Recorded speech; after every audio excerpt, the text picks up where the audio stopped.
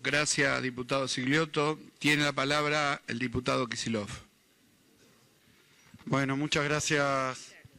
Mira, en primer lugar agradecer a los funcionarios, la gran cantidad de funcionarios que vinieron. Me parece que el hecho de que hayan tenido que venir tantos funcionarios de diferentes especialidades y de diferentes áreas del gobierno marca lo que sería mi primer punto al respecto de nuestro análisis de esta ley, que tiene que ver, y voy a empezar por ahí porque después voy a hacer más evaluaciones, que tiene que ver con la reunión de hoy y los problemas que tiene la reunión de hoy. Ustedes saben que nosotros recibimos las 91 páginas, 94 artículos el día de ayer prácticamente, que tuvimos en sesión hasta más o menos las 10 de la noche nosotros, otros más. Quiere decir que la capacidad de analizar pormenorizadamente el texto de la ley es casi nula al día de hoy. Yo voy a hacer unos comentarios que creo que van a ser sobre puntos centrales y algunas preguntas puntuales, pero básicamente este es el problema central. Me parece en esa línea que podemos coincidir todos que pretender que nuestro bloque u otro bloque den un dictamen para el día martes es básicamente obturar la posibilidad de debate, de discusión, siquiera de análisis. O sea que yo creo que el primer punto es que lo del cronograma, de que el martes demos un debate. Hoy los compañeros que son de provincia ya se están yendo, muchos de ellos, mañana no van a estar, el lunes empiezan a volver y el martes llegar a un dictamen me parece imposible. Eso es más interno de la Cámara, pero me parece que ya es de mal gusto. También porque la ley vino con muchas sorpresas. Yo creo, y voy a ser bastante definitorio en esto y en línea de lo que dijo el diputado Gioja, un poco al empezar, y por la perplejidad, no sabíamos que el tema de las provincias iba a aparecer adentro del texto de esta ley. A veces hubo paquetes de leyes. Yo creo que esto, por los temas que tiene, es un paquete de leyes, pero que está convertido en algo así como una ley paquete, donde han metido muchas cosas de diversas características que hay que hacer un poco de malabares para entender qué conexión tienen unas con otras. Concretamente, yo lo que propongo es que si quieren que trabajemos constructivamente, separemos esto en 4 leyes. Me parece como mínimo una idea que nos va a permitir trabajarlo, porque son diferentes especialidades como lo marcan las diferentes áreas de gobierno. Hay temas financieros, hay temas que tienen que ver con el sistema impositivo, con el sistema previsional, que no es exactamente lo mismo, hay temas vinculados al lavado de activos que son complicadas, es decir, creo que hay que separarlo en 4 leyes. Estas son 4 leyes distintas, nosotros creo que hay algunas que nos resultan más simpáticas, pero también está este problema, que creo que tiene una finalidad política. Es como que la cuestión de pagarle a los jubilados, que estamos todos de acuerdo, pagarle más a los jubilados, en cualquier sentido, estamos de acuerdo, y que eso figura de mascarón de proa a otras cosas que son difíciles de discutir, pero menos fáciles de explicar a la opinión pública, porque de hecho, en la exposición de los funcionarios, hay aspectos de esta ley que no se expusieron como si fueran secundarios, pero importantes cambios de reforma impositiva, en punto por ejemplo, al impuesto a los bienes personales, a la ganancia mínima presunta, yo llamaría impuesto a la renta financiera, que aparecen en la ley como contrabandeado, digo, porque no se había planteado como un tema a discutir ahora, porque no se ha expuesto por parte de los funcionarios y porque la verdad no se explica para nada por qué aparece en este proyecto de ley. Si ustedes quieren hacer una reforma fiscal, una reforma previsional, un blanqueo a cero de todos los bienes tenidos en el extranjero, me parece que son cosas a discutir, pero no son para meter todas juntas en un proyecto de ley. En términos de técnica legislativa, en términos políticos, parece muy evidente lo de poner una ley simpática sumada a muchas que son regresivas, simplemente regresivas. Yo sé que algunos acá ideológicamente, por eso no lo digo de una forma peyorativa, sé que muchos piensan que perdonarle impuestos a los ricos es lo mejor que podemos hacer, porque después viene la inversión, la seguridad jurídica, vienen los capitales y viene el derrame. Conozco esa teoría, la conozco bien, no la comparto para nada, pero la verdad es que hay que explicarle a nuestra gente y a quienes nos votaron qué es lo que se está decidiendo en esta ley. Insisto, no me parece ni buena idea presentar las 4 cuestiones juntas, la voy a mencionar, un blanqueo, es todo un tema, un cambio en el sistema previsional, un cambio ya, no a futuro, porque hay un cambio ahora en el sistema previsional y lo quiero marcar, una reforma tributaria que yo entiendo regresiva en todos sus puntos, o sea, a favor de los ricos, en contra de los pobres, una moratoria impositiva, que también planteó el doctor Abad. No estoy diciendo que esté en contra, digo, planteémoslo en su debido tiempo, discutámoslo un poco más en profundidad y por separado, y no creamos que esto hace sentido como una sola ley. Ni siquiera sé si lo hace como un paquete de leyes, pero como ley paquete seguramente no. Es un revuelto gramajo de cosas que han puesto, que han aparecido, que son necesidades del gobierno, pero no nos pueden imponer ese cronograma, me parece, a los legisladores. Después, lo mismo, la devolución a las provincias. Yo creo que el diputado preopinante hizo una especie de malabarismo para explicar que una cuestión que claramente tiene que ver con la coparticipación puede estar metida en una ley que se vendió como una ley para mejorar la situación de los jubilados y que después venía atrás con un blanqueo que tampoco sabemos, y ahora voy a ir a preguntas más concretas, porque hay miles de preguntas de cada punto. La verdad que de nuevo es una lástima que tan prematuramente, se lo mencioné ayer, aunque no formalmente al presidente de la Comisión de Hacienda, pero me parece que traernos a un día de haber presentado la ley y concesión a discutir una ley de 92 artículos y temas tan diversos, a mí me parece que impide que podamos sacarle jugo a todos los funcionarios que gentilmente han venido aquí a dedicar su tiempo. Vamos a poder, como ha pasado, más hacer declamaciones sobre lo que pensamos que no podemos dejar pasar por la sorpresa cuando vemos el texto de la ley. La ley no habla de lo que dijeron, lo dice distinto y se agregaron 1000 cosas. Me parece que acá estamos en una situación donde para la opinión pública estamos haciendo otra cosa distinta de lo que estamos discutiendo acá. Ahora voy a ir punto por punto por cuestiones de ser más o menos sucinto, pero quiero empezar punto por punto. Sobre el blanqueo. Quiero dejar en claro, porque se ha dicho en los medios, claro, el kirchnerismo hizo tantos blanqueos. Nosotros hicimos leyes que más bien, para llamarlas más precisamente, son de repatriación de capitales. Leyes de repatriación de capitales. O sea, si alguien había llevado capitales al exterior y no los había declarado impositivamente, señor, tráigalos, y contra el hecho de traerlos nosotros vamos a hacer un esfuerzo en términos de lo que se llama exteriorización, con perdón fiscal o con blanqueo. Pero en este caso, y por eso, y ahora me explico cómo se habla de esas cifras extraordinarias, 60.000, 20.000, 30.000, se ha tirado cualquier tipo de cifra con nombre y apellido de funcionario del gobierno de cuánto se va a blanquear. Pero el problema es que se va a blanquear, pero no va a venir un mango de eso. Y eso nunca pasó, por eso no es comparable con ninguna de las situaciones anteriores. Para que se entienda mejor, si hay un tipo que tiene una mansión en Miami, viene y la blanquea acá, pero no la trae de Miami, ni trae la plata de Miami. Teóricamente paga un impuesto. Claro, sería muy difícil obligarlo a vender. Pero el señor ese que ha incumplido las normas, que se ha llevado, ha fugado capitales, los ha invertido en el exterior, yo creo que no es lo mismo que el tratamiento que le podemos dar a quien trae los capitales para una inversión de cualquier tipo a la Argentina. A mí me parece distinto. Una cosa es un blanqueo y otra cosa una repatriación. Esto es un pedacito de repatriación, pero básicamente un perdón, una amnistía a todo tipo de evasor fiscal, con todo tipo de propósito y en todo tipo de activos. A mí, en ese sentido, me parece que una persona, para poner ejemplos concretos, que tiene una mansión en Miami, traiga, la declare, no sé tampoco los temas de tasación, Abad, de bienes en el exterior, que son bien complejos, entonces la tasa un precio que nos va a costar ver si es el verdadero, paga un 10% y en el combo de medidas, bajo el título Reforma Impositiva, están diciendo que no se va a cobrar más bienes personales.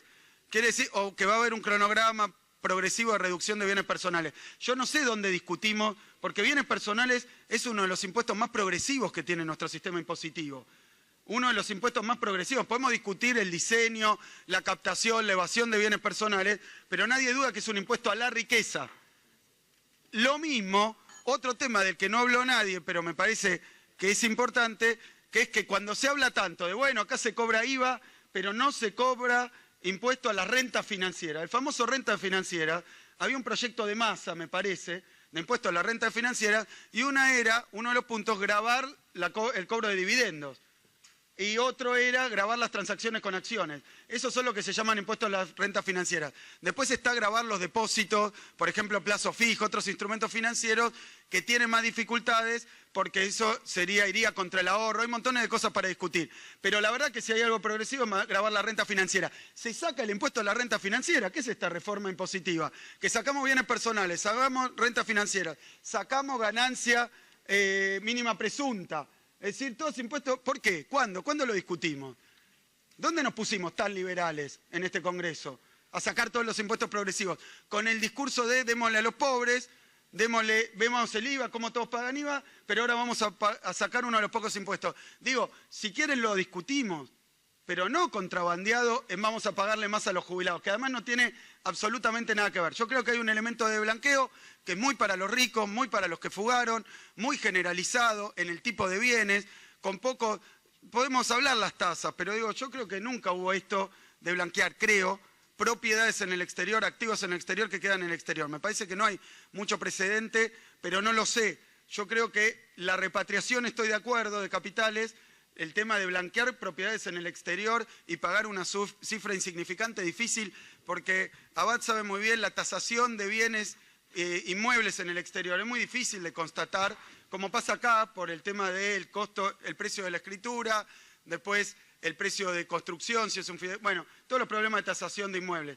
Pero vamos a dejar blanquear una mansión que pague no sé cuánta plata con respecto a no sé qué precio y después le sacamos bienes personales. O sea, ¿qué ingreso, qué beneficio tenemos? El señor que la blanquea, yo sé qué beneficios tiene. Pues el señor que tiene una mansión sin declarar en Miami o con una empresa en Paraíso que es dueña de una mansión en Miami, se la ve venir, le van a detectar el bien y no lo va a poder explicar. Pero nosotros no tenemos nada que ver con eso. Si quiere blanquearlo, que venga y enfrente. En todo caso podemos hablar de los punitorios, pero que pague todo, si no trae la plata. Y si además le vamos a perdonar bienes personales, que es la única forma que tenemos de captarlo. Esto es realmente una amnistía absoluta. Yo no le veo el sentido y está metido dentro de esta reforma. Por otro lado, otro punto que también lo puedo convertir en pregunta.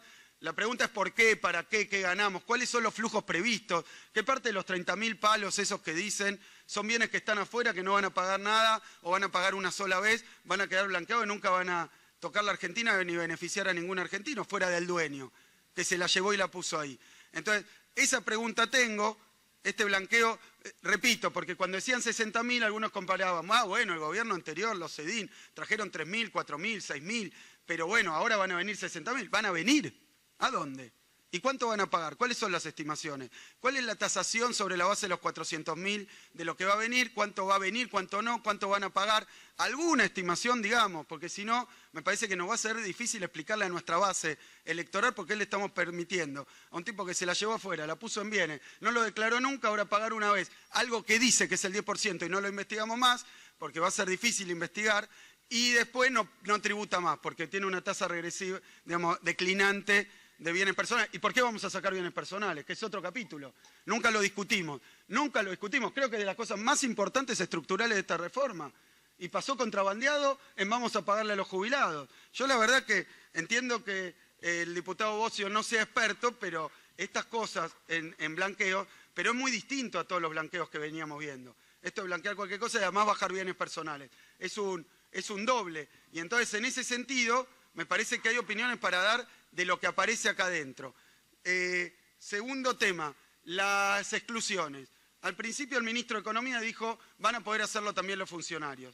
Yo también remito al blanqueo de 2013, eran los funcionarios de los tres poderes, en términos generales, y nosotros vamos a defender esa posición, pero además los parientes con algún grado de consanguineidad. Además, porque si no sabemos, la esposa tiene a dueño, está a cargo, el hijo. Bueno, ¿para qué ponernos? O sea, no tiene sentido solo la propiedad del funcionario. Entonces me parece que en ese sentido también es muy escueta la prohibición de los funcionarios. También alguna diputada de la oposición había dicho, y contratistas del Estado también, adelante. Pero bueno, me parece que esto de poner los nombres de la OA, los que presentan el OA, no resuelve el problema de que esto no beneficie a funcionarios, exfuncionarios, funcionarios actuales que ya están teniendo causas por bienes que no sabemos, habrá que ver si son declarados o no declarados. Bueno, ahora lo vamos a dejar blanquear. Parece que no corresponde políticamente a nadie de los que está acá votar una cosa así. Yo propongo la misma y pregunto por qué el corte, por qué antes nada, ahora un poquito, y por qué no lo que habitualmente se pone en los blanqueos. ¿Qué están pensando? Pues si lo entendemos lo podemos discutir. Si es simplemente una ley que cae así, bueno, qué sé yo, nos trae todas las dudas. Después la suspicacia es obvia, porque no entendemos por qué, sobre todo cuando hay causas y hay temas de filtraciones internacionales, que eso es parte de lo que dice Abad. que están cercando a quienes tienen bienes no declarados en el exterior, en algunos lugares del exterior, porque esto no pasa en los paraísos que mantienen tanto Estados Unidos como Inglaterra, que no creo que nunca los abran. Mi opinión, con lo cual, esto de la OCDE, vamos a avanzar, yo participé en las reuniones, te chocás con Estados Unidos, que no le toques Nevada, que no le toques sus paraísos, lo mismo la City de Londres, que es un gran paraíso fiscal. Por eso no estoy tan seguro de la compulsión a blanquear que va a tener la gente. Entonces, ¿cuál es la estimación concretamente? ¿Por qué excluir a los familiares? ¿Por qué excluir a otros poderes? ¿Por qué? Y lo mismo, ¿cómo es esto de cuánto estiman que va a venir? Por ejemplo, en una estimación de propiedades en Miami, que yo vi que hay hechas, haciendo algún monto, ¿cuánto le va a traer a los argentinos que la persona esa se saque el problema encima? Me parece un costo muy bajo para él y una ganancia muy baja para nosotros. Sistema previsional. Un par de puntos nada más sobre este tema, porque Bocio estuvo planteando las cuestiones más técnicas y con números bastante actualizados que comparto y que nos iluminaron, pero lo que yo quiero decir es que me parece que ya hay un intento de desgranar el sistema previsional que tenemos fuera de la comisión que lo va a ir a ver. Punto 1, sobre las sentencias en firme, lo que se les ofrece es menos. Digo, ¿estamos de acuerdo con que se les pague? Sí, nosotros lo pagábamos, sí. Tiene un flujo de pago y un flujo de entrada de sentencias. Hacer todo junto puede tener una ventaja, hay que ver la sostenibilidad fiscal. Yo quiero ver algún ejercicio de sostenibilidad fiscal de un gobierno que anda recorriendo el mundo diciendo que tiene un problema presupuestario tremendo, que ya tiene un déficit, que no puede poner un mango acá o un mango allá por el estado de las cuentas. En todo. Es el discurso permanente. Y ahora aparece en buena hora una medida que va a beneficiar a un sector social, a una parte, no a los de la mínima, digamos al 30%, 20% de los jubilados, no los que cobran la mínima, los otros que tienen sentencia. Está bien, pero ahora ¿cuál es el ejercicio de sostenibilidad fiscal de mediano plazo, previsional? Porque si esto nos conduce a una crisis, tenemos que estudiarlo un poco más, porque ya tuvimos crisis y emergencias donde no se podía pagar las jubilaciones. Vamos a ver cómo es. No digo que no, pero es responsabilidad de los funcionarios. Quiero ver el flujo de los próximos 4 años con las estimaciones que traen, quiero conocer cómo se va a financiar, quiero ver qué va a pasar con esto y quiero ver cuáles son los escenarios posibles. Después, el pago de las sentencias adeudadas. Yo, enhorabuena, se quieren pagar más rápido de lo que veníamos haciendo, porque Bocio pagó, ¿cuánto? 42.000 millones. Es un montón. ¿Quieren pagar más? Y junto, perfecto. Entonces, háganlo. No hace falta una ley. Mañana se pueden pagar las sentencias firmes, todas juntas. Un poco en la línea de él, porque además, con cláusulas especiales puestas por ley y con los derechos constitucionales del 14 bis y todo lo que tiene que ver con estos haberes, la verdad es que tiene litigiosidad. No quiero ser agorero, ¿no? Pero sí, le cambiamos la fórmula de lo que dijo la Corte, que ya es un derecho adquirido con sentencia firme, seguro que a alguno se le va a ocurrir litigar.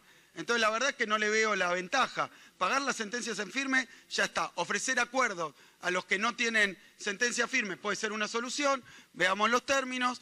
Y después, lo que sí me llama la atención es que hoy tenemos, si no me equivoco, una cobertura previsional después de las moratorias altísima, de las mejores del continente seguro. 97% creo que es. Más del 97%. Es decir, todas las personas en edad de jubilarse, menos el 2%, está jubilada. ¿Con qué sistema? El de la moratoria. ¿Qué es el sistema de la moratoria y por qué yo digo que está muy mal tratar de romperlo con este nuevo método de una pensión por rentas generales? Nosotros le queremos reconocer la jubilación. Le queremos reconocer la jubilación, aunque sea la mínima. La moratoria fue una forma de hacerlo. No es mejor, es peor lo que estamos presentando ahora. Mejor una moratoria. La moratoria le da el haber mínimo, la moratoria le da el derecho previsional de la herencia del jubilado por el que queda pensionado. Esto no, para colmo le subimos la edad jubilatoria a las mujeres a 65 años. Es una pésima noticia para los futuros jubilados que no han podido hacer los aportes. Tal vez la diferencia es que para algunos eso es una inversión, donde corresponde darle ese derecho, y entonces tiene que tener una jubilación, porque no fue porque no aportó, sino por temas económicos, macroeconómicos, como fue en los 90, de desempleo, de economía informal, que no pudieron aportar. Simplemente se les permite pagar lo que adeudaban y después cobran una jubilación como todo. Si no rompemos la integralidad, creamos jubilados de primera y de segunda. Unos que decimos que tienen una pensión y otros que tenían el derecho a jubilarse por haber hecho los aportes. Nosotros entendemos que el problema de no ser los aportes no se le puede atribuir al jubilado. se le debe atribuir al sistema económico, entonces que no lo pague el jubilado con un descuento del 20%. Me parece que ya es una reforma previsional que rompe la universalidad que tanto se buscó y que llevó a 3 millones y que fue exitosa y que está y que es sostenible. Me pregunto si con esto queda sostenible, pero ahora lo contestarán porque es la segunda pregunta. La sostenibilidad de este sistema, los flujos de fondo para adelante. Después, con respecto a la reforma tributaria, informo a los señores diputados, para el que no puedo estudiar en detalle, que acá se plantea retirar el impuesto a los bienes personales. Yo creo que esta discusión la podemos dar, pero es una discusión de fondo de nuestro sistema tributario, sacar bienes personales. Bueno, acá estamos votando sacar bienes personales. Los famosos impuestos a la renta financiera, que tanto cuando yo era ministro me decían, ¿y los impuestos a la renta financiera? Porque esto en lugar de pagarlo con el impuesto a la mínima, a la cuarta categoría, no se paga con renta financiera. 1000 veces, sacamos un impuesto de la renta financiera, viene el gobierno, cambiamos hoy, anularlo. Expliquen por qué, cuál es el problema, van a traer inversiones, ¿qué pasó? ¿Dónde está? ¿Por qué se quiere sacar el impuesto al pago de dividendos? Alguien me habló de doble imposición. Bueno, pero ya lo votó este Congreso. Este Congreso, metido en vamos a pagarle más a los jubilados, se lo lleva a pagar, a sacarle el impuesto a los dividendos, que era un impuesto que ya está consolidado en la Argentina. Después, algo que tampoco entiendo, esto de que no pagan ganancias, las ganancias producidas por tenencia de divisas en el exterior, declaradas o blanqueadas, supongo que esto es para alguien de economía, no sé, o Abad, más de economía, por la diferencia de cambio. O sea, si un tipo puso la plata afuera, la dejó en dólares y tuvo una ganancia por diferencia de cambio, no paga ganancia. ¿Por qué? ¿Por qué? ¿Por qué esta benevolencia? Pero explíquenlo por lo menos, porque me parece que da para discutir, pero el martes es un dictamen.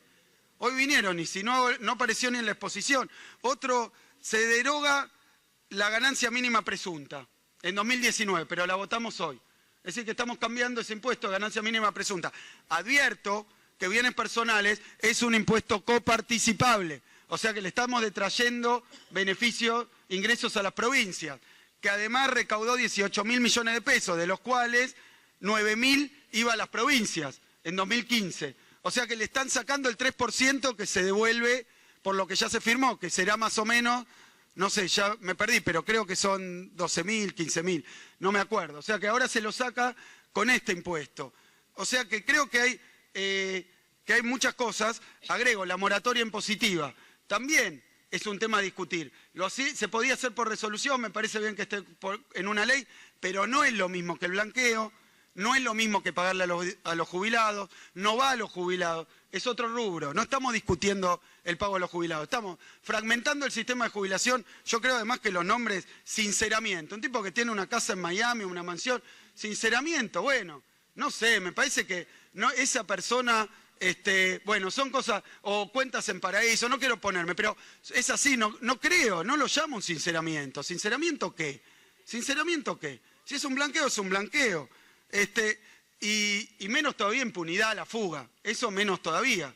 ¿No va a pagar o va a pagar muy poco? Quiero un cálculo concreto de cuánto va a pagar alguien que tiene una propiedad afuera, si queremos hacerlo y lo aceptamos así, y si es un precio razonable para tal beneficio. Porque coincido con Abad, si lo pescan a esa persona sin poder explicar qué hace con una mansión ahí, va a tener serios problemas con la justicia norteamericana y no va a poder explicar. Nosotros le damos el carnet, pero ¿cuánto le cobramos?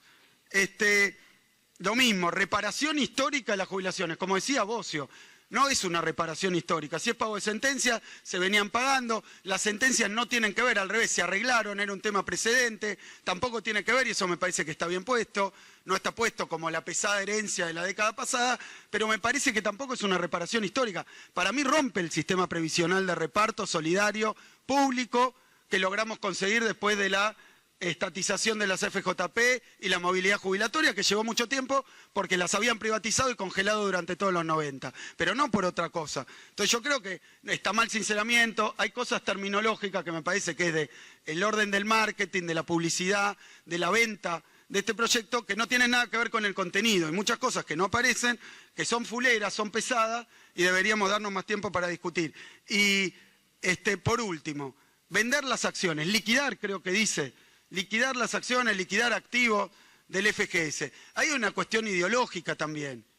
Y cuando lo decía Quintana, ningún administrador de fondo va a querer administrar un fondo que tiene algún activo que no es líquido. Estoy de acuerdo. Pero resulta que un administrador de un fondo privado que vaya y administre un fondo privado. Esto es un fondo público. Y la tenencia de acciones del FGS fue discutido en esta Cámara y fue votado que es un activo estratégico. Vender las acciones de empresas privadas del FGS es privatizar la tenencia. Es una parte, es un camino a la privatización. Es que nosotros somos dueños, qué sé yo, del 26% de Siderar, se le va a vender. Es que somos dueños del 30% del Banco Macro, se va a vender. Se está privatizando propiedad del Estado. Hoy es propiedad, con derechos políticos también. Hubo una discusión sobre los derechos políticos. Para mí está bien, pero no porque lo haga el kirchnerismo, lo haga el gobierno anterior. A ver, lo hace Francia, lo hace España, lo hacen montones de países. Lo de tener participaciones en sociedades privadas para generar sinergia entre lo privado y lo público, y así funcionó. Lo han dicho todos los dueños de empresas privadas que habían acciones donde fueron directores del Estado. Dijeron, hubo sinergia, la verdad no pasó nada. Hay un caso resonante, yo fui protagonista con Techín, que había conflicto, no quería directores del Estado, y después quedó todo bien, funcionó bien, y eso declararon por todos lados, porque no hubo problema. Eso sí, el Estado le reclamaba más inversiones a Siderar, y la colada continua que inauguró Siderar la hizo a instancia de los directores del Estado, lo cual está bien. Si ustedes quieren traer empresas a invertir, tenemos propiedad de esas acciones, yo diría, si quieren comprar más y poner directores, estoy de acuerdo. Si quieren vender, están privatizando. Y yo no sé, porque tengo que estudiar mejor, si esto no da camino a privatizar otras tenencias accionarias, porque en YPF tenemos el 51%. Entonces quisiera verlo bien, pero es una privatización encubierta dentro de esta ley. No estoy chicaneando, creo que algunos están de acuerdo con privatizar algunas cosas. Yo no. Nuestra fuerza política no, así que aparezca acá lo del FGS también es un problema grave. Y después, por último, me parece que tampoco están hechas ni las estimaciones de ingreso, ni las estimaciones de costo del sistema, o sea que decir que una cosa va a pagar la otra, me parece que es una forma demasiado ligera de vender esto, o de explicar esto, para no decir vender, de explicar esto. Es muy ligero. La verdad que no lo sabemos. Yo le pregunto sinceramente si se sentaron, tienen los números, los pueden compartir, y después a los presidentes de ambas comisiones, no nos pidan un dictamen para el martes. No nos pidan discutir esto que acabo de decir. Fíjense, algunos estarán de acuerdo con lo que dije, otros recién se enteran porque no pudieron leer la ley. No vamos a tener oportunidad de preguntarle a los funcionarios de cada una de las áreas con detalle cada una de estas cosas, y cada una de ellas es un paquete. Una reforma impositiva es una ley que va por un lado. Una moratoria impositiva es otro bicho distinto, no es lo mismo. La cuestión del FGS es otra cosa distinta. La devolución a las provincias, que esa es la primera, y refuerzo lo de Gioja. Para empezar, lo de devolución a las provincias, saquémoslo de acá y mandémoslo por el Senado. Para empezar, de las 5 leyes que hay distintas, esa rápido, saquémosla, pues si no vamos a estar discutiendo eso también acá y va a empiojar la discusión de lo que ustedes quieren discutir, que podemos discutir el pago de los jubilados, en qué términos, lo de la prestación, pensión, discutámoslo, no estamos de acuerdo, pero lo vamos a discutir y vamos a ver si podemos cambiarlo o si no que no salga. Pero no metamos 5 leyes distintas en una. Muchísimas gracias.